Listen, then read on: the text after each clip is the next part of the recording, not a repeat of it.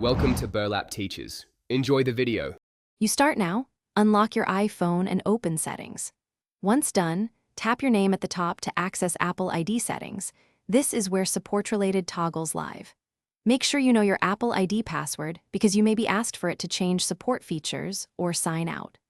Also check whether Find My iPhone is enabled, since disabling support features often requires turning that off first, so verify its status under iCloud and prepare to authenticate. Next, navigate the specific controls. Tap Subscriptions or Devices to find support-related services and look for Diagnostics and Usage or similar entries. You can toggle off Diagnostics sharing to stop automatic reports sent to Apple. To fully remove Apple support access, sign out of your Apple ID. But remember, signing out may disable iCloud services.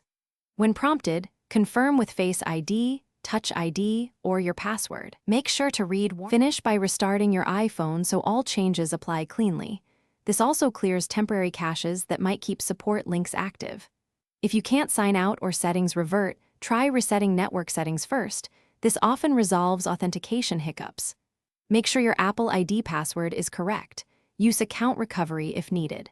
If activation lock, iCloud, or purchase issues persist, contact Apple support as a last step. They can verify ownership and guide secure removal of services.